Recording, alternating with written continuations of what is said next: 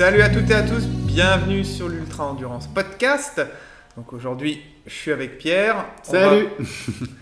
On va faire un petit débrief sur la Race Cross France, la dernière épreuve que je viens de terminer.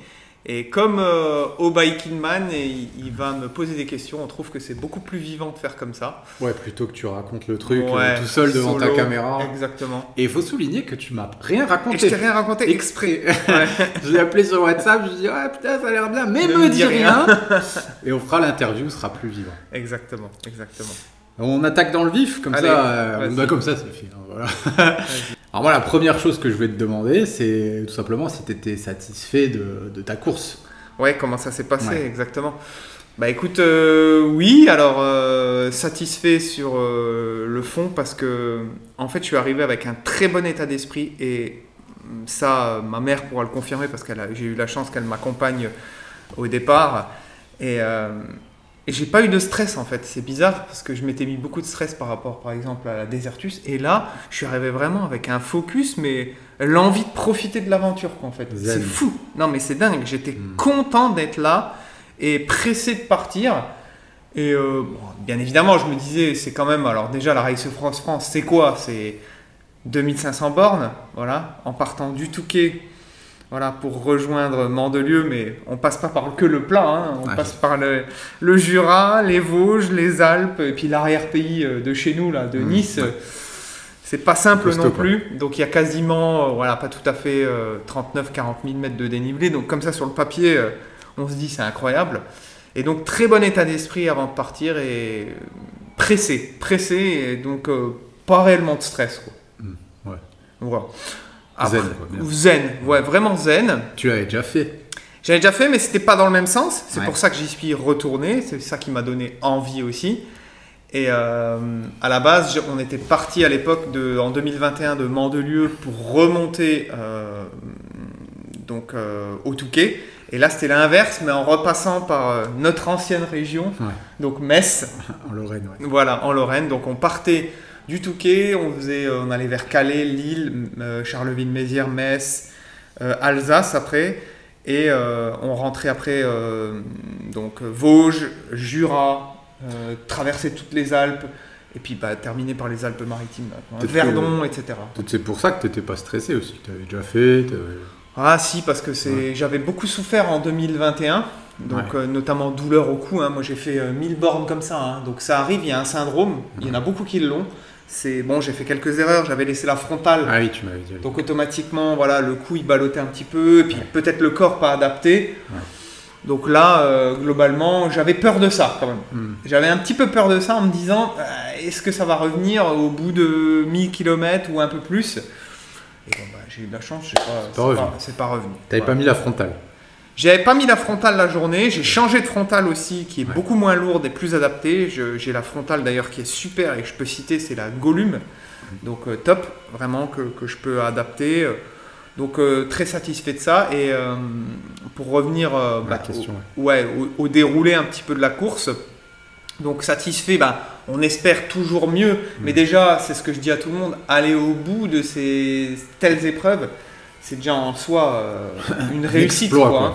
Maintenant, oui, j'espérais faire moins en termes de temps, mais de plus en plus, je me rends compte qu'en fait, sur des épreuves comme ça ne se joue pas seulement sur les capacités physiques, tu vois, et qu'il y a tout un tas de critères, alors pas seulement au niveau mental, mais au niveau organisationnel pendant la course. Et 24-48 heures, j'arrive à très très bien gérer. Et je trouve qu'après, je perds un peu le fil, je perds du temps sur n'importe quoi. Enfin bref. Qu'est-ce qui fait la différence je pense honnêtement, c'est les temps de pause. Donc déjà, il faut savoir que là, on avait un temps de pause de 4 heures minimum toutes les 36 heures. Mais pas... Obligatoire? Ouais, mais cumulé. C'est-à-dire, tu peux t'arrêter 1 heure par-ci. Ok, d'accord. Voilà. Pendant un laps de temps de 36 heures. Voilà. Sur 36 heures, il fallait cumuler 4 heures d'arrêt. Ouais. Donc, moi, pour revenir à la course, je suis parti. On est parti du Touquet. 17h09, c'était mon heure de départ. Ouais. La première base de vie était à Lille, donc au kilomètre, c'était 230 ou 240, quelque chose comme ça. Bon, je dis les chiffres, j'ai plus exactement en tête. Hein. Et l'avantage qu'il y a, c'est que là, sur les bases de vie, on pouvait avoir une assistance sur les bases de vie. Donc moi, ma mère, elle m'a assisté sur les bases de vie, donc elle m'attendait sur les bases de vie. Donc au-delà du soutien, on va dire, psychologique, ouais, c'est un soutien moral, quoi. Hein. Bon, première base de vie, on va dire, on s'arrête pas trop. Voilà, j'ai juste rechargé un petit peu les barres énergétiques, etc. J'ai eu la grosse surprise d'avoir un coaché qui a fait le déplacement que je coach, qui est sur Lens. Et donc qui a fait le déplacement et qui m'a fait la surprise d'être là aussi. Donc je suis arrivé, je dis ouais, super. Donc ça a été génial. Et toute cette première partie là, j'ai été surpris, comme je te le disais avant, la côte d'Opale, là, et ça, j'ai trouvé ça magnifique. Et donc je suis arrivé rapidement à Lille. Dans les temps que j'avais dit, je crois qu'il était voilà, aux alentours des 1h du matin, quelque chose comme ça, 1-2h du matin. Donc ça roulait vite. Et après, toute la première partie, là, ça a été très très rapide. Donc on passe tout le nord, il a fait très très froid quand même la première nuit, un peu de brouillard, enfin vraiment pas nord, agréable. Ouais, c'est ce que je me disais, c'est le nord quoi. Et après on va vers Charleville-Mézières, la Meuse, Metz, voilà. Magnifique régime. Ouais, ça m'a rappelé des souvenirs quand même de repasser là-dedans. Et en fait, première on va dire, pas forcément erreur, c'est que je pensais arriver sur Metz un petit peu plus tard. Ouais. Voilà. C'est-à-dire que pour moi, dans ma tête, je devais arriver sur Metz vers plus ou moins 23h. Et là, il y avait un hôtel que j'avais repéré qui était le Campanile, qui était sur la trace. Et donc, ça me permettait de ne pas dévier parce que moi, à chaque fois que je réserve un hôtel, je le réserve qu'il soit sur la trace. Sur la trace. Voilà. Et petite astuce, ce que je fais, c'est que je jauge un petit peu où je suis pendant mon évolution, j'appelle l'hôtel et je réserve à distance, soit via Booking, soit je donne mes numéros de carte bleue, etc. Mais je fais tout sur le vélo par rapport à ça. Et donc, première nuit, nuit blanche, ça, il n'y a pas de souci. J'arrive à Metz, aussi des coachés qui me font la surprise. J'allais dire, c'est ton coin. Je me suis dit, il y a forcément des gens qui sont donc à Metz, là, il y a Caroline, Charles... et mes parents qui sont venus me voir, donc sur un petit peu le parcours. Et donc j'ai pas traîné. Alors moi je suis assez, quand je suis dans mon aventure, je suis désolé pour les personnes qui viennent me voir, mais je suis un peu focus, donc des fois je suis pas très réceptif, mais c'est normal. Voilà, c'est super par rapport à ça de m'avoir fait la surprise. Et donc j'arrive à cet hôtel-là, il était 19h30. Voilà. Donc je me suis dit, de toute façon, on est quand même obligé de faire un petit peu une pause. Autant que j'en profite quand même, je prends une douche, j'essaye de dormir et puis on verra bien. Simplement, j'ai pas réussi à dormir. J'étais trop excité, impossible à dormir à cette heure-là. Donc ça a été un petit peu une première heure parce que je suis reparti tout de suite après à 21h30, 22h en fait. Ah ouais. Tu vois, donc resté 2-3 heures là-haut quoi. Ouais. Et il faisait chaud dans la chambre, il y avait du bruit à l'heure là. Bref, pas adapté du tout. J'aurais mieux fait de continuer et de ne pas m'arrêter. Et donc, j'ai quand même pu prendre une douche. Voilà, je me suis restauré, j'ai pu recharger aussi mes appareils parce que ça fait partie du jeu. Il faut recharger ses appareils. Et il faut savoir qu'en 24 heures, j'ai fait plus de 600 km. Donc, ça allait très vite. Hein, c'est clair. Voilà. Et après, je repars. Bon, ça se passe bien. Et toute la phase là, de nuit, ça a été très compliqué déjà. En fait, moi, j'ai du mal à gérer la phase de 1h, 3-4 heures du matin. Surtout à partir de la deuxième nuit. La première nuit, ça ne me pose pas de problème. Tant que le corps, il s'habitue. Ouais. Et là, ça a été très compliqué. Donc, j'ai dû faire une pause dans un arrêt de bus. D'ailleurs, super. Je trouve un arrêt de bus en bois où il faisait super chaud. Voilà.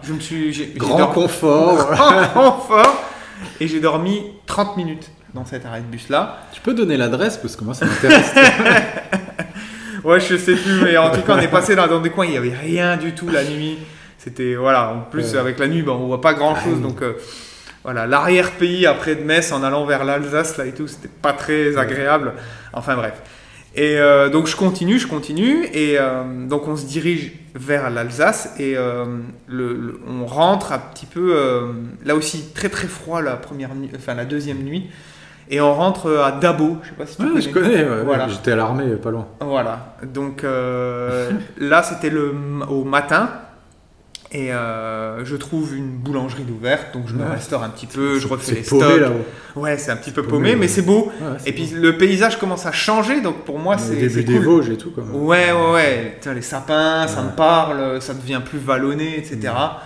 Donc c'est super, donc je suis plutôt content, même si la première nuit elle a été difficile.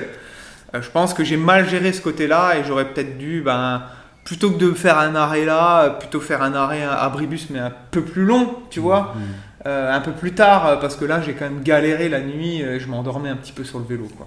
Ouais. Et donc là, on va au Mont Saint-Odile aussi, je sais pas si tu vois. Ouais, super célèbre avec l'avion qui s'est... Voilà. Et ensuite, on attaque après descendre vers...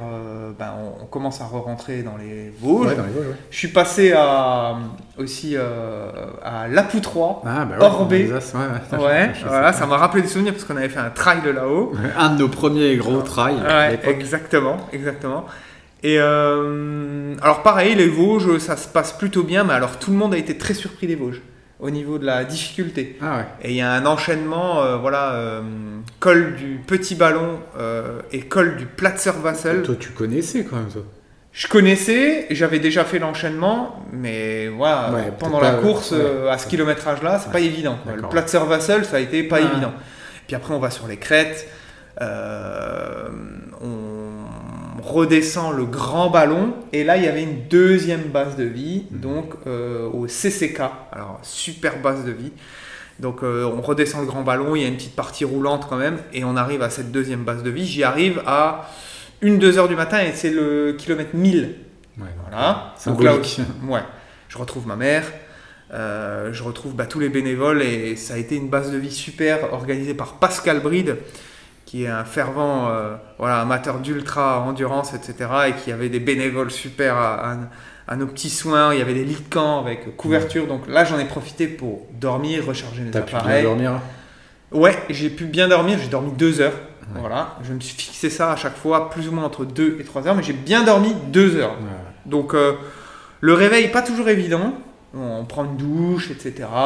J'ai pu me restaurer par rapport à ce que ma mère m'avait ramené, donc ça c'est super aussi. J'ai pu recharger mes barres énergétiques. Là aussi sur place, il y avait une super ambiance avec la restauration, etc. Enfin bref. Et je repars. Donc je me dis, ça va bien aller, j'ai bien dormi. Et le matin, t'as du mal à me mettre en route. Pas de jambes et tout. Ouais, pas forcément de jambes. Encore fatigué, je m'endormais sur le vélo, tu vois. Pourtant, t'avais dormi 2 heures, je comprends pas. Et donc j'ai quand même décidé de m'arrêter une demi-heure pour redormir. Et là j'ai fait un super sommeil aussi de 30 minutes, tu vois, sur un banc, à l'arrière d'une école, je me souviens. Enfin super, j'ai vraiment bien dormi. Et je suis reparti et ça allait mieux, tu vois. Et là on arrive plus du côté, tu vois, Jura, Pontarlier, tout ça. Donc je connaissais pas du tout. C'était une découverte pour moi. Jamais allé. Et le Jura, ce que j'en retiens, c'est déjà c'était le dimanche, donc rien d'ouvert. Pour se restaurer, une catastrophe. De la journée, j'ai trouvé un ou deux bars, restaurants qui ont pu un petit peu, où j'ai pu me restaurer, tu vois. Mais sans plus, c'était que des trucs sucrés, tu vois. J'ai pris une part de tarte aux fruits, rien de spécial. Et le Jura, ça a été une alternance de petite montée, petite descente, sur un plateau comme ça, et pas de grosses ascensions en soi par rapport aux Vosges, mais quand même relativement difficile, tu vois. Et petite anecdote, vers midi 1h, je commençais à avoir faim et je me dis, putain, il n'y a rien, je trouve rien. Et comme un oasis au milieu du désert, il y avait un distributeur de sandwichs automatiques, mais des sandwichs artisanaux. Ouais, donc j'arrive, je me pose là, petite boisson, etc. Donc cool. Et il y a un concurrent qui arrive, Frédéric de Pizol, donc il se reconnaîtra s'il écoutera.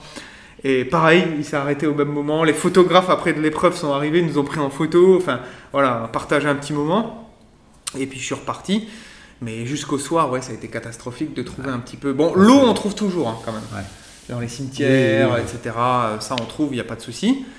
Et le soir, juste avant de la nuit, j'ai quand même trouvé un hôtel, mais qui fermait. Et qui a eu la chance de me faire quand même des petits sandwichs au pain de mie. Et donc j'avais quand même ça pour un petit peu la nuit, mais c'est tout, quoi. Sans compter le reste que j'avais. Voilà, j'essayais de limiter un peu ce que j'avais. Il me restait un fruit, des barres, des choses comme ça, mais... Et là, le but, c'était de traverser le Jura et d'aller au lac du Bourget. C'était un peu plus de 1400 km avant les Alpes. Donc là aussi, j'avais repéré un hôtel sur la trace. Et je pensais y arriver vers 2h du matin, 1-2 heures du matin. Sauf que j'y suis arrivé à 4-5 heures du matin. Voilà, ça a été long pour y arriver, je pensais Ouais. pas, j'ai un peu négligé le dénivelé, il y avait un dernier col, le col du chat. Ouais, tu peux pas prévoir. Ouais, entre les arrêts, les machins, enfin donc... Mais j'ai quand même décidé de tirer jusque là-haut, donc ça fait une longue partie sans sommeil. Ouais. Je suis arrivé à l'hôtel, je savais qu'ils faisaient les petits-déj, donc je me suis dit, bon, petit-déj, il ouvre à 7h, c'est pas grave. Tu rentres, tu dors un petit peu, tu recharges tes appareils, de toute façon, t'en as besoin. Comment t'as fait à 4h du mat, il y avait un accueil Non, bah en fait, ils avaient laissé la clé dans la chambre, Ok. donc j'ai pu rentrer dans l'hôtel directement. Voilà. putain, Il m'avait laissé le heureusement. code, il m'avait envoyé par Ouais, SMS le code pour rentrer, et la clé directement dans la chambre. N'empêche cette logistique-là quand même à gérer en pleine Ah course. ben ouais, en pleine course comme ça. Hein. Rien que des fois, tu te dis, c'est chiant, c'est un peu stressant d'aller dans un hôtel, mais quand t'es en voiture, Ouais. j'imagine en vélo. Donc j'ai vraiment pris un méga petit déj parce que j'avais rien eu de la nuit. Donc ça a été super. Donc avant de repartir, et je suis reparti. Et il faisait très chaud tout de suite. Voilà. Et là on va à l'assaut des Alpes. Ouais. Donc les Alpes, faut savoir que la trace qu'ils nous ont fait faire, c'est un peu moins de 400 km avec plus de 9000 mètres de dénivelé. Donc d'un coup on se dit, ouais, on se lance dans un truc. 400, Ouais. Même pas 400, ça faisait 380 je crois la trace que j'ai rentrée. Et plus de 9000 mètres, donc c'est énorme avec tous les cols à passer, quoi. Et donc, l'entrée dans les Alpes, je pars. Les jambes sont pas mauvaises, mais voilà, je sens que je suis fatigué. Et puis émotionnellement, c'est bizarre, mais je suis pas triste, mais j'ai besoin des fois de pleurer, d'évacuer. C'est pas là que tu m'as appelé ? Si, je t'ai appelé, voilà, je t'ai appelé. J'ai appelé plusieurs personnes d'ailleurs, il y a plein d'émotions qui me remontaient à ce moment-là. Ouais. Et c'est ce que je dis à chaque fois dans ces épreuves-là, c'est que c'est comme ça, on est à fleur de peau en fait, et on est vraiment nous-mêmes. Donc on a besoin des fois de se livrer. J'ai appelé mon père, enfin bref, voilà. Et je continue. Et là, dans la journée, Johan, mon pote, qui habite à Thonon-les-Bains, il avait décidé de venir me faire une petite surprise et m'accompagner sur un petit bout de chemin. Alors, il n'est pas tombé au bon moment parce que j'étais complètement fermé à ce moment-là. Et j'étais pas bien. Pas réceptif. Et j'étais pas réceptif. Et ça me perturbait plus qu'autre chose. Qu'il essayait de me parler, etc. Alors, j'en suis désolé. Il sait comment je suis de toute façon. Oui, non. Je suis dans mon aventure. Moi, quand je suis pas bien, je reste réellement focus et j'essaye de trouver les outils à l'intérieur de moi. Ouais. Et en fait, tout ce qui est autour, j'ai du mal à le quantifier et ça me perturbe plus qu'autre chose en fait. Bah oui. Tu vois. Ouais. Et il est tombé à ce moment-là. Donc voilà, il m'a accompagné sur un col. Ouais. Et après, bon, il m'a dit bon, bah écoute, voilà, je vais te laisser, il y a pas de souci. Il est parti, donc c'était bien, mais ça a été cool quand même de voir quelqu'un. Voilà. Et donc on enchaîne quand même l'école. Et avant, j'avais peur là c'était pour rejoindre après Megève, où là il y avait une base de vie, je retrouvais ma mère, je savais que je pouvais de nouveau dormir, etc. Et j'avais peur d'un dernier col avant d'arriver avant de rejoindre Megève, parce que je l'avais fait en 2021 mais dans l'autre sens, et je m'étais dit la descente, jamais j'aimerais faire ça en montant. Et en fait c'était Grand Bornand. Et pour monter le col de là, que je dise pas de bêtises, la Colombière, il me semble que c'est ça. Enfin bref. Et j'arrive en haut, j'ai un super coucher de soleil. J'arrive en haut, il est 22h au-dessus du col, je me rhabille, super. Et je fais la descente qu'il y a derrière, du coup. Et je voyais tous les yeux des animaux, etc. Ouais, c'est sympa. Donc, une descente assez, quand même, où on prend beaucoup de vitesse, etc. Donc, j'ai pas pris trop de risques. Et après, il y a une belle vallée, autour d'une piste cyclable, pas sympa. Et après, on remonte vers Megève. Et je me souviens, pour la dernière remontée avant Megève, j'en avais un petit peu marre. Je voulais absolument arriver à cette base de vie. Et il y avait un dernier col avec 500 mètres de dénivelé. Et je me dis, écoute, monte-le à fond. Essaye, et puis tu verras bien. Et écoute, c'est incroyable comme on arrive à se conditionner. J'ai monté ce col-là, mais comme si j'avais les jambes du début, en fait. Et je suis arrivé euphorique un petit peu à la base de vie en me disant super, j'ai des bonnes jambes et tout. Ouais. Et 1-2 heures du matin, il me semble qu'il était, j'avais prévu de faire une pause, 2-3 heures aussi, je recharge les appareils. Il n'y avait pas grand monde à cette base de vie là. Donc je me restaure par rapport à ce que ma mère m'avait ramené, etc. Donc ça c'était cool comme d'habitude. Je la remercie parce que c'est un soutien, comme je le disais, physique mais aussi moral. Ça c'est vraiment top. Et je repars au petit matin et col des saisies tout de suite. C'est un col qui est assez beau. Et dans le col des saisies, Pareil, nouveau coup d'émotion, voilà, nouveau ce même ressenti, c'était chaque fois au même moment dans la journée, je sais pas pourquoi. Enfin bref. Et là, le photographe de l'épreuve me double, il me prend avec le drone, je me souviens, etc. Ouais. Et il me dit, ah, on vient de recevoir une information, il y a un camion qui s'est renversé dans le col de la Madeleine, c'était le gros col qu'on devait faire après Albertville. Ouais. Donc peut-être vous ne pourrez pas y passer, vous allez recevoir un message, un SMS de l'organisation, etc. Et vous allez être dévié. Alors, je me dis, oh non, putain, c'est dommage, j'aurais bien aimé faire le col de la Madeleine et j'espère que la déviation, c'est pas plus difficile, etc. Plus long. Bref, je continue. Bref, j'arrive à Albertville, je ne reçois pas d'SMS. Je me dis, mais qu'est-ce que c'est que ça ? Je continue la trace, je me dis, bon, peut-être ça s'est pas passé, quoi, tu vois. Je rattrape un concurrent, je lui dis, t'as reçu un SMS ? Et il me dit, bah non, et tout. Je dis, oula, attends, on a déjà bien roulé. Je vais appeler le PC course et je vais me renseigner. Et effectivement, en fait, il y avait eu un problème, les SMS n'étaient pas partis. Donc, j'avais rien reçu. Heureusement. Non, il a fait 10 bornes quand même pour rien. Et refaire presque 10 bornes dans le sens retour pour revenir à Albertville. Et faire un détour qui était vraiment pas beau dans une vallée, enfin ça j'ai pas vraiment apprécié. Même là, moralement, j'imagine que... Ouais, c'était un peu chiant. T'es déjà saoulé. Ouais. Et en fait, on rattrapait le col du Chaussy du bas, donc pas un cadeau, pour remonter vraiment tout en haut. Donc une belle grosse ascension, il faisait très chaud. Dans la journée, pareil, pas moyen de trouver grand-chose pour boire ou manger. Enfin, c'était un peu... J'ai trouvé au milieu du col, je me souviens, une personne qui faisait des sandwichs et qui avait vu passer plein de cyclistes et qui s'était dit, du coup, il avait un bar, resto, il avait fait un chiffre, donc du coup, voilà. Pas con, les mecs, quand même. Ouais. Un bon commerçant. Et du coup, après, on descend les lacets du Mont Vernier, alors ça, c'est superbe, pour rejoindre après la vallée Saint-Jean de Maurienne, où là, on doit taper le grand col, c'est le col de la Croix de Fer, le col de la Croix de Fer. Et c'est un des plus grands cols qu'on a à faire. Et je me ravitaille bien à Saint-Jean-de-Maurienne. J'attaque ce col-là et je me rappelle, je le passe de nuit. Voilà, c'est superbe. Donc j'arrive en haut, je crois qu'il est 23h au minuit. Mais malheureusement, c'est tellement beau en haut. Dommage de le passer de nuit parce que je vois rien du tout. Et donc on m'a montré les photos le lendemain et j'étais dégoûté. Je me dis, mais c'est magnifique, quoi. Derrière, la descente, c'est un plaisir. La descente, pareil, je vois les animaux... Il y a un lac et la lune, elle se reflète dessus. Enfin, je fais une super descente et là, j'avais décidé de m'arrêter à Bourdoisan, voilà, pour faire aussi un arrêt hôtel. Pareil, j'avais réservé avec ma carte sur le vélo, en donnant les numéros de carte. Le gars m'a laissé aussi la clé et il était pile sur la trace aussi. Et il y avait une boulangerie juste après. Donc je m'étais dit, je m'arrête à Bourdoisan. Je suis arrivé à 3h du mat, c'était parfait. Et je dis, quand je repars, je serai à 6h à la boulangerie pour me ravitailler et je repars. Sauf que je me suis arrêté, j'ai pris ma douche à l'hôtel là, et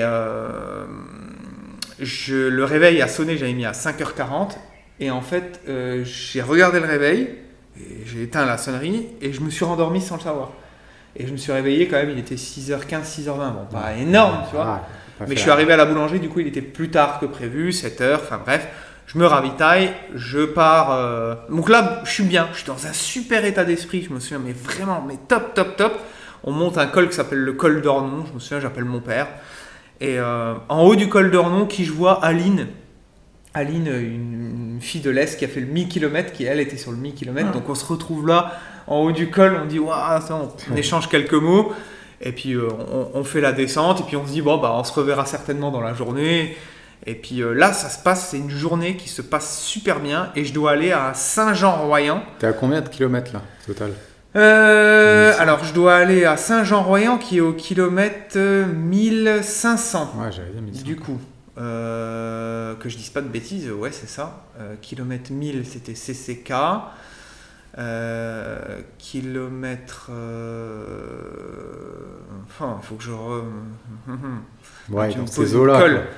Il me pose une colle Bourdoisan,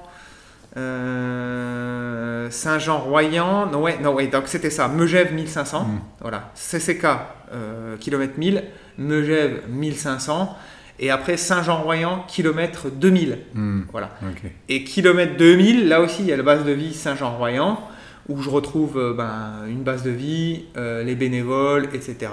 Et toute cette journée-là pour aller à Saint-Jean-Royan, c'est super parce qu'en plus c'est magnifique, je sais pas si tu connais le coin, c'est le Vercors, t'es au-dessus de Grenoble. Enfin, j'ai adoré ce coin-là, les conditions météo elles étaient, pour moi en tout cas, bien, il faisait chaud mais ça me dérangeait pas. Et j'arrive à Saint-Jean-Royan vers 16-17 heures. Super état d'esprit. Vraiment, le kiff, le smile, c'est super. Et je retrouve ma mère, donc je me ravitaille, etc. Je repars 1h30 plus tard. Donc là, j'avais décidé de ne pas faire de pause. Et je m'étais dit, bah, je verrai bien dans la nuit où je m'arrête. J'avais repéré déjà un peu en amont, Vennes, il y avait un village où là, il y avait peut-être éventuellement des hôtels. Et je m'étais dit, bah, je verrai selon mon évolution. Et selon mon évolution, là, après, je suis reparti. Et j'ai quand même réservé cet hôtel-là. Mais aussi, pareil, ça a été dur la nuit. J'ai dû faire un arrêt dans un abribus. Pour m'endormir, etc. Et je suis arrivé à Vennes là, à 3-4 heures du matin aussi. Mais c'était un village où je savais que je pouvais me ravitailler, donc j'ai attendu l'ouverture des magasins et je suis reparti après ça. Et là, ils annonçaient une météo pas très favorable en fait. Ouais. Donc pas très favorable, avec des orages, T'as pas été arrêté ou... Bah après, en fait, là on se dirigeait vers Serponçon, Barcelonnette, on devait monter à Barcelonnette et donc là je monte pour aller en direction de Barcelonnette et il commence à pleuvoir. Ouais, il commence à pleuvoir, mais vraiment beaucoup, pas d'orage, mais une grosse pluie. Alors il faisait pas froid, mais grosse pluie. Et là je croise aussi les photographes, je m'habille dans un abri et puis je craque un peu aussi là. Je crois qu'on a vu des photos là. Ouais, donc je craque un peu, mais aussi pas vraiment de tristesse, mais un peu de, je sais pas, de lassitude, mélancolie, je sais pas comment l'expliquer quoi. Et je continue, il pleut beaucoup, je me dis, va pas rouler sous la flotte comme ça sert à rien. Je m'arrête, il y avait un genre de bar-restaurant et là, je me profite pour me restaurer. Et j'attends un petit peu que ça se calme et il y a j'attends 20-30 minutes, temps de me restaurer, etc. Et je regarde, ça se calme, donc je dis, bon, bah, je pars. Donc il pleuviotait, ça a été.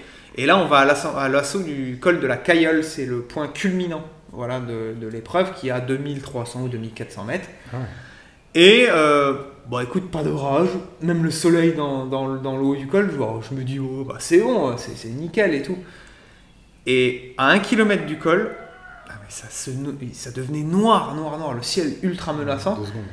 Et il commençait un petit peu à pleuvoir un peu fort. Et je me dis, fais le dernier kilomètre vraiment. J'ai fait le dernier kilomètre à fond du col. Et je me dis, il y a bien un abri en haut. Oui, en haut du col. Il y avait le refuge 1 km avant. Je m'arrête pas là. Je me dis, il y a bien un truc en haut. J'arrive en haut, rien du tout. Mais une grêle, comme jamais j'ai eu. Une grêle, mais ouais, puis là, j'ai jamais eu ça. En montagne, c'est pas non plus... Ah ouais, et puis va pour te rhabiller. Donc je sors tout vite fait, je me rhabille, je remets tout. Je descends, mais j'ai jamais connu ça sur un vélo. J'en ai eu peur pour ma vie. Vraiment. Les pierres qui tombaient, les branches... de la grêle, et puis rien pour s'abriter, et puis même si tu t'abrites, t'es trempé. Ouais. Je me suis dit, mais là, en fait, ta course, elle est foutue. T'es mort, tu vas te retrouver chez les pompiers ou autre, c'est foutu. Et je fais 5-6 km en descendant le col, je crève de l'arrière. Oh putain. Ouais, et je crève par chance devant un refuge, et il y avait des randonneurs à l'intérieur. Donc j'arrive, je suis comme ça en mode robot, voilà, et ils m'accueillent à l'intérieur, et en fait, c'était un gîte. Ouais. Voilà. Et chance qu'il était ouvert. Ouais, c'est clair. Et donc tout de suite, bah, je me déshabille, il allume le feu, je mets mes habits autour du feu. Et là, ça a été un défilé de cyclistes. Il y en a une dizaine qui sont arrivés aussi, après moi. De la course ? Ah ouais, de la course. Et là, du coup, la course a été neutralisée. En fait. Ah ouais. Donc ils ont neutralisé la course tellement les conditions météo étaient défavorables. Et jusqu'à nouvel ordre, c'était jusqu'à 6 h du matin, on ne pouvait pas repartir. Tout le monde ? Ah oui, tout le monde. Voilà, donc on a dû attendre. Voilà, attendre le feu vert de l'organisation pour pouvoir repartir. Et la base de vie, en fait, de Guillaume, là, c'est le village qui s'appelle Guillaume, il y en a plein qui m'ont fait la blague, mais voilà, ça s'appelle Guillaume. C'était en bas du col, donc 25 bornes. Quoi, okay, tu vois. Ouais. Et donc on a attendu, bon ben voilà, j'ai pu me restaurer au gîte, ça a été super, j'ai pu sécher un petit peu mes affaires, mais bon, il y avait tellement de monde que... oui, après, mais bon, des anecdotes, ça c'est super, les gens le cœur sur la main... Enfin, le gars, avant de repartir, il s'est levé, il nous a fait le petit-déj pour tous les cyclistes. Enfin, top du top, quoi, tu vois. Et donc, on peut repartir le matin et je vais jusqu'à la base de vie. Donc, je traîne pas la base de vie, je pars direct, je valide la base de vie, tout simplement. Et bah là, les conditions météo sont plutôt favorables, rien de spécial. On prend encore un petit peu de pluie à Entrevaux. Et d'ailleurs, à Entrevaux, quelqu'un m'avait laissé, un coaché qui habite pas loin, m'avait laissé une pancarte avec marqué vas-y Guillaume, Race Across France. Et à Megève aussi d'ailleurs, un ancien collègue du FC Metz qui était en séjour avant qu'il parte Et malheureusement, il a dû partir avant, sinon il serait venu me voir à la base de vie. Mais il m'avait laissé aussi une pancarte sur un panneau avec voilà, Guillaume, machin, enfin bref. Et donc là, col de Bouilly, pareil, il pleut un petit peu, mais ça va. Et je passe une dernière journée, mais exceptionnelle sur le vélo. J'ai eu des sensations comme au premier jour. Je montais tous les cols vraiment rapidement. En danseuse. Non, mais c'était fou. Je me dis, c'est pas possible de Après retrouver 2000 cette bornes, énergie. ouais. Alors, tu vois, je me pose des questions. Est-ce que c'est le fait d'avoir pu faire une pause un petit peu forcée, un peu plus longue, et du coup, j'ai dû dormir, toi, 3-4 heures, donc un peu plus que d'habitude. Ouais. Tu vois, peut-être l'euphorie de la fin aussi. peut-être l'euphorie de la fin, mais j'ai jamais eu ça sur une épreuve. Ouais. Jamais, jamais, jamais. Que ce soit le Biking Man de l'an dernier, demi-kilomètre, je termine, je suis pas bien. Enfin, Ouais. là, je prends du plaisir du début à la fin sur la dernière journée. Et j'arrive à faire plus de 300 km sur la dernière journée, vraiment, avec Ouais. le dénivelé et tout. C'est Donc, bien. ouais, au-delà de mes espérances par rapport à ça. Ouais, donc je passe cette journée exceptionnelle.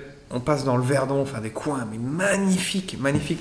Même pas loin d'ici, le Colorado niçois. Ouais. Je sais pas si Ouais, tu ouais, je connais. vois, c'est vrai. Voilà. Les gorges du Daluy et tout ça. Enfin, c'est superbe, superbe. Et donc on fait une boucle dans le Verdon, et puis ben, après on repique pour aller vers Mandelieu. Et le dernier petit col, c'est le. Alors c'est pas facile, hein, parce que c'est une alternance aussi de petits cols comme ça, de bosses qui font 200-300 mètres de dénivelé. Et le dernier, c'est le petit col du Tanneron. Donc Ouais, on je prend avant de redescendre sur Mandelieu. Et là, c'est une des premières fois que ça m'arrive, c'est que j'ai réellement. Ça me le fait, hein, ça, c'est un peu ce double sentiment de se dire, putain, c'est terminé. Mais là, mais réellement, un sentiment de me dire, Dégoûté, j'ai quoi. pas envie que ça se termine en fait. Putain, je me dis, mais ça va se terminer là. Et donc j'arrive, mais en même temps, un mélange de satisfaction de se dire, putain, j'ai validé, je suis arrivé en haut du col, j'ai pleuré tout seul. Je me dis, tu l'as fait. Tu l'as fait, parce qu'après, il reste 7 km de descente, voilà, c'est tout. Ouais, Quoi. t'y es, quoi. Voilà, t'y es. Et donc je passe la ligne d'arrivée, voilà. Il y avait aussi un coaché qui m'attendait, qui m'avait laissé la pancarte là, qui était là, ma mère était là. Enfin, voilà, les gens que je reconnais, enfin, c'est superbe par rapport à ça. Et comme je le dis, je suis content parce que je termine vraiment sur une note super positive de la dernière journée, malgré toutes les petites péripéties qu'il y a pu y avoir. Quoi. Bon, après, ça va, ça a été fluide quand même. Ah, ça a été globalement fluide, hein. Pas de problème Ce que tu mécanique. racontes, Globalement, ça a été. Après, bien évidemment, c'est dur. Il y a des moments très difficiles. Moi, c'est surtout les nuits que j'arrive pas à gérer. Voilà, il faut vraiment que je me penche sur le sujet pour savoir comment mieux gérer ce critère-là. Je me pose la question de prendre peut-être maintenant, ils font des tout petits matelas qui font 150 grammes, qui sont pas lourds et très compacts, et plutôt avoir ce truc-là, parce que si je planifie un petit peu les hôtels, des fois j'y arrive trop tôt, des fois c'est un peu compliqué et ça me perturbe plus qu'autre chose. J'ai l'impression de perdre du temps. Alors c'est bien parce qu'on peut se doucher, etc.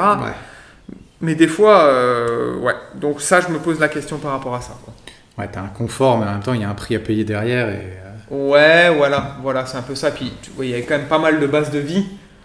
Donc globalement, je pense qu'on peut se reposer aussi aux bases de vie, profiter de ça, même si c'est voilà, des lits de camp, c'est pas un vrai matelas. De toute façon, c'est spartiate, hein, t'es là. Ouais, bien sûr. Et du coup, comment t'as géré ta nutrition comment ça s'est passé au final? Alors pendant la course, un petit peu tous les, les conseils nutrition que je donne et que je m'applique au quotidien, bah, ils volent un petit peu en éclats. Hein, c'est ouais. clair. Voilà, Pas le choix, j'ai pas le choix, il faut que j'aille à la calorie. Des fois, il n'y a pas grand chose. Ouais, Donc, je suis obligé de m'adapter et de trouver quelque chose. Mais globalement, j'ai essayé dans la journée, en fait, d'avoir quand même une structure. C'est-à-dire de se dire, je prends un petit déjeuner, je prends un déjeuner et j'ai un dîner. Ouais. Tu vois, même si c'est pas à 1 ou 2 heures près, mais quand même que j'ai quelque chose un peu, que le corps, il se mette dans une routine quand même. Tu vois. Et en dehors de ça, ben, c'était... j'allais aux boulangeries, moi je vais sur les choses simples, alors pas de pizza, pas de kebab, autre chose comme ça. Ça, les gens qui font ça ont souvent des problèmes digestifs, donc moi ça reste des sandwichs basiques. Ça peut être jambon crudité avec un peu de fromage, dinde crudité avec un peu de fromage. Ah oui, c'est rébarbatif, mais globalement, moi ça me réussit et je savais qu'aux bases de vie, je pouvais profiter d'un repas un peu différent. Quoi, tu vois. Et après, tu tournes avec quoi? Avec les bars et tout ça? J'ai les bars, mais après le stock, il se vide vite. Donc j'allais dans des Carrefour Market ou des choses comme ça. Je prenais des biscuits secs, tu vois. Ça peut être aussi, je me prenais à la boulangerie, ça pouvait être, tu vois, je me faisais un petit plaisir, je me prenais des petits cookies, des choses comme ça, des trucs un peu plaisir aussi, parce que c'est tellement long qu'on a besoin de choses comme ça. Il faut de la calorie, quoi. Ouais, et j'allais aussi, comme il fallait de la calorie, je prenais plaques de chocolat noir, fruits secs, fruits, compotes, tu vois, des choses comme ça aussi qui passent bien. Ce qui marchait bien aussi, qui apporte de la protéine et que je ne consomme jamais, je prenais les genres de petits yaourts là. Ouais, les petits yaourts à boire. Voilà, ça marchait bien. Même comme j'ai une petite cuillère rétractable, je me prenais un skyr, tu vois. Donc il y a un soir, je me souviens à Saint-Jean-de-Maurienne là. Je me suis fait, ils vendaient des salades toutes prêtes et je me suis acheté un skyr, un fruit avec des noix, etc. Le mec se fait plaisir, quoi. Ah bah ouais, non mais t'as pas le choix, il faut aller chercher à la calorie. Et puis, voilà. Et ce qui marchait bien aussi, c'est tu vois les petites tartes aux fruits. Ça j'aimais bien, ça me faisait plaisir, ça m'apportait des fruits, des glucides. Et voilà, c'est important d'avoir ce côté, côté un petit peu plaisir parce que sinon. Moi, il y a ça, quoi. Ouais, mais c'est ce que je disais, c'est que moi j'ai zéro problème digestif. Pourquoi j'ai zéro problème digestif? Parce que le siège de ça, je le construis largement avant, en fait. Tu vois, donc. Et j'évite réellement les choses qui sont indigestes. Donc je vais pas aller vers des frites, du kebab, des machins comme ça. Qui déjà en temps normal sont difficiles à digérer, alors sur un vélo... Ah bah bien évidemment, bien évidemment. Donc si tu restes sur quelque chose de basique, il n'y a pas de souci. Et sur les bases de vie, j'ai eu la chance que ma mère me prépare quelque chose. Donc là, j'avais, ça pouvait être du poisson blanc, avec un peu de riz, un peu de légumes. J'avais besoin de légumes, moi. Tu connais mon goût pour les légumes, donc voilà.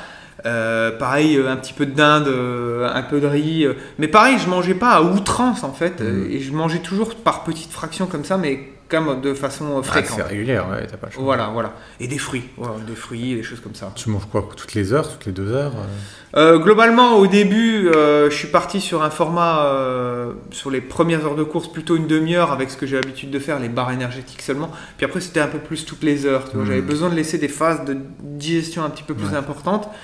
Et ça me convenait bien comme ça. Il faut trouver son rythme de toute façon. T'as pas pris de gel ou d'hydrogel au final? Non. Boisson énergétique, si. Alors, une qui a bien fonctionné, c'est Victus, qui est un petit peu le concurrent Morten. Alors ça a super bien fonctionné. Malheureusement, tu pars pas avec un stock infini. Donc, j'allais dire, t'imagines voilà, tu fais avec. Et puis voilà, il faut faire selon tes envies aussi du moment. J'ai bu du café, voilà, chose que je bois jamais, mais alors ça a été profond stimulant. J'en ai peut-être bu des fois même un peu trop. J'utilisais des chewing-gums même à la caféine, voilà, en complément. J'ai bu du coca, voilà, chose que je bois jamais, mais je prenais du coca sans sucre, c'était juste pour le goût. Et puis pour le côté un petit peu caféine, j'ai pris aussi des coca avec sucre. Mais globalement, je m'en suis pas gavé, je buvais pas que du coca, il y en avait peut-être...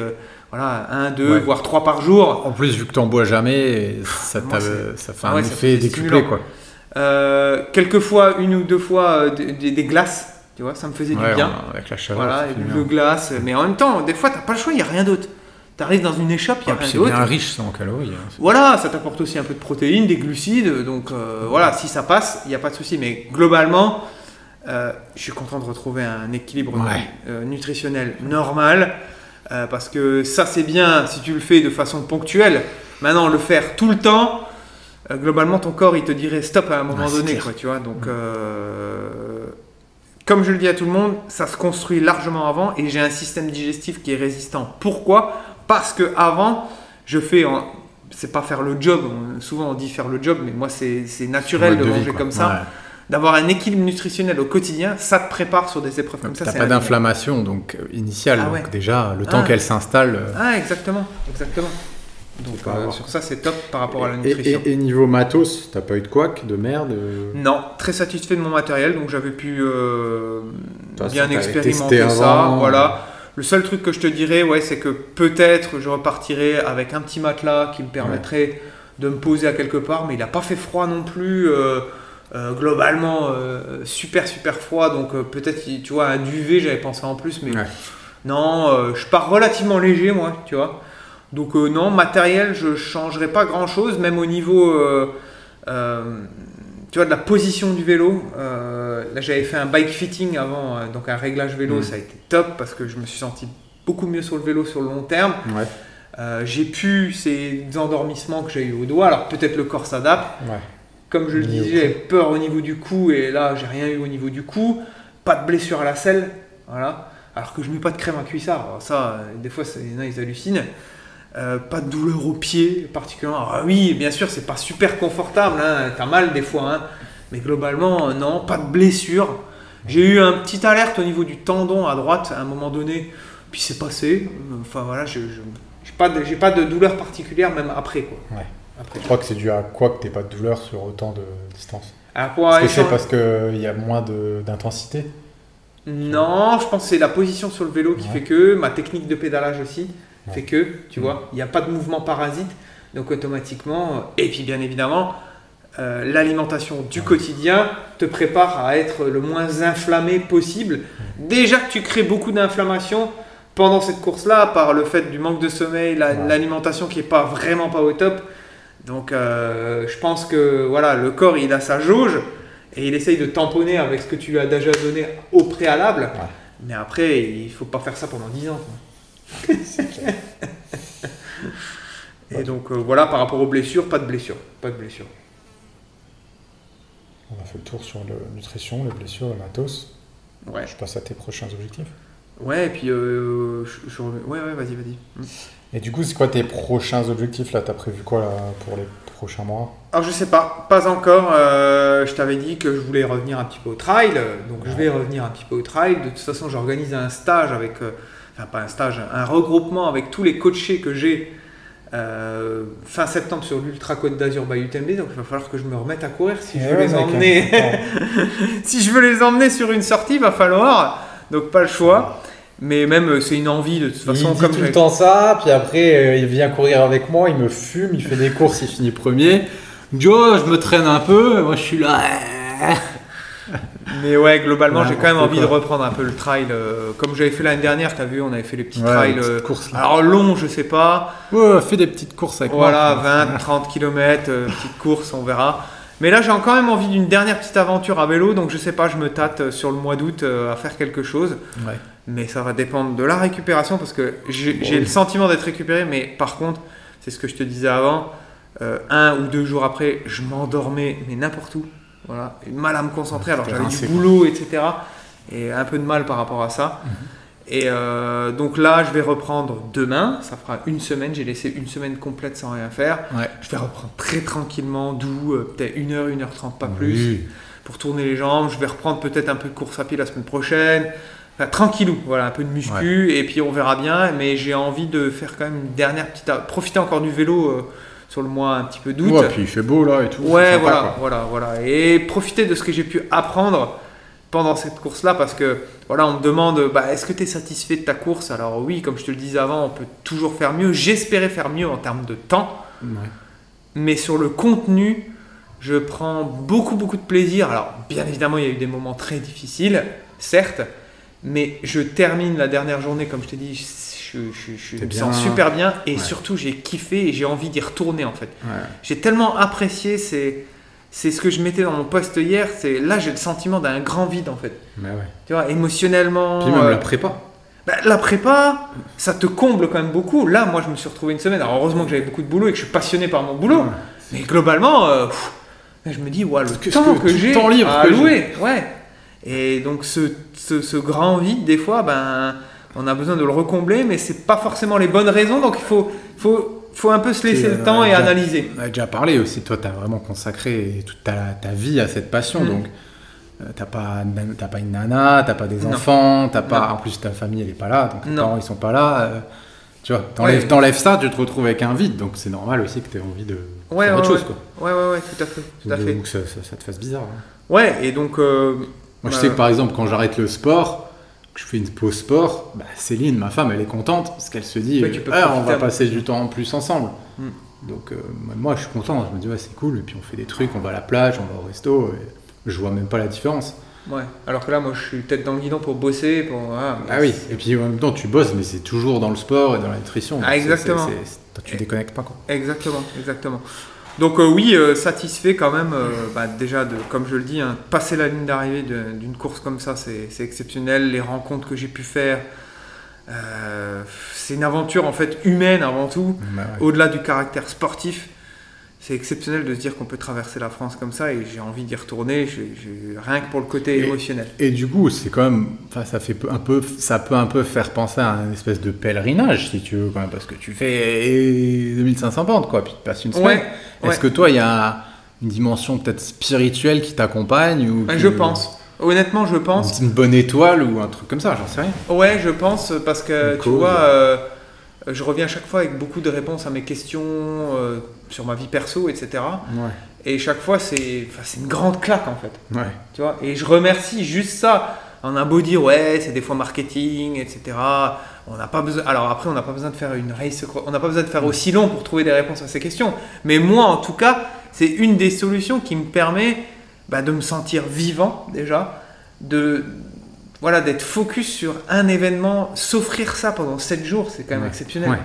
C'est dingue. Pause avec toi-même, quoi. Tu vois. Ben ouais, se retrouver face à soi-même, en fait. Et ça, on n'a jamais l'occasion de le faire. Même la difficulté qu'on peut ressentir, tu ne retrouves jamais dans la vie de tous les jours. C'est tellement aseptisé, en fait. C'est con, regarde, t'as pas d'écran, tu vois, t'es pas sur le téléphone. Moi, j'écoute pas de musique en roulant. Pas de musique, t'as pas d'ordinateur, t'as pas de télé pendant une semaine.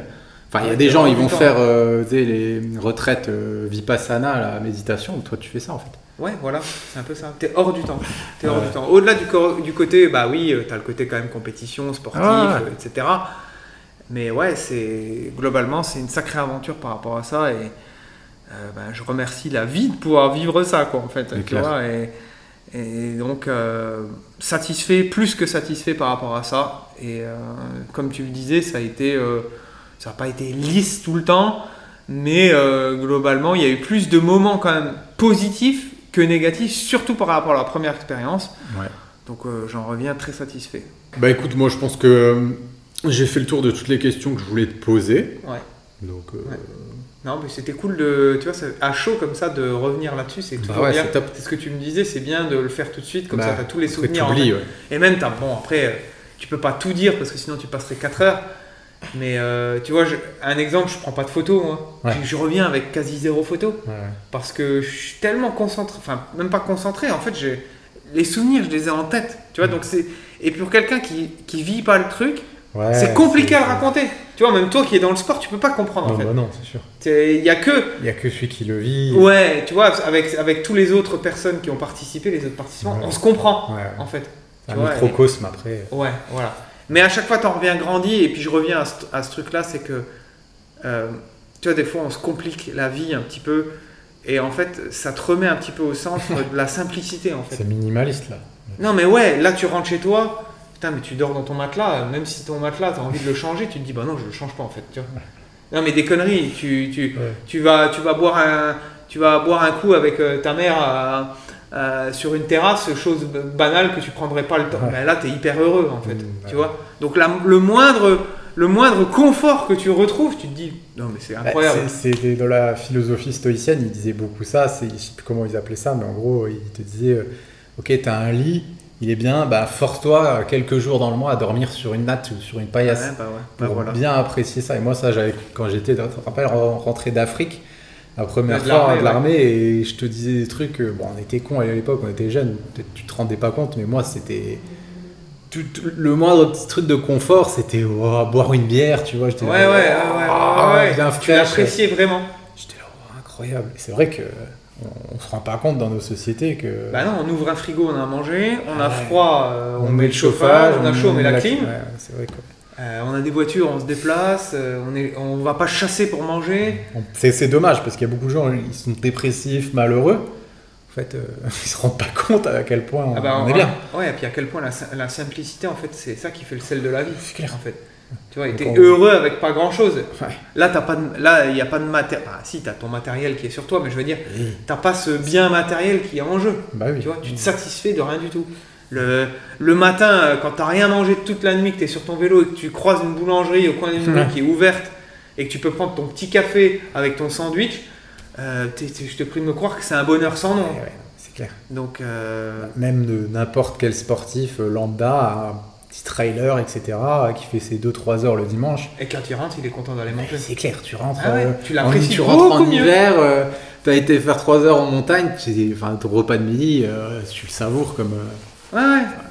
Alors imagine à une échelle comme ce que tu as fait. Quoi. Ouais, et puis c'est ce que je dis à tout le monde, c'est qu'on n'a pas besoin de faire, tu vois, on me dit ouais c'est exceptionnel. Alors, oui, c'est exceptionnel à ton niveau, toi. Ouais, pour l'échelle de chacun en fait. Bon, oui. Tu vois, moi je vois pas ça de façon exceptionnelle parce que je me dis que avec de la volonté et de l'entraînement, on peut quand même y arriver. Et, mais globalement, on n'a pas besoin de faire une race au Cross France pour se révéler et on peut faire des choses. Et dernière chose que je voudrais ajouter quand même, c'est que tu vois, je donne beaucoup dans les coachings et je l'ai dit à mes coachés. Ouais.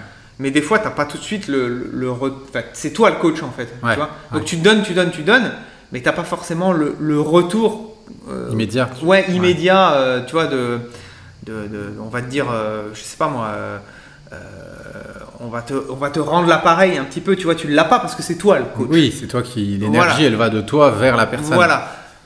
Et là, je l'ai reçu x100 en fait, l'énergie. Ouais. Entre les messages de soutien, les pancartes qu'on m'a mis au bord de la route, les visites qu'on est venu me faire, etc. À Metz, pareil, comme j'ai dit, il y a quelqu'un il y a Caroline et Charles qui sont venus me voir.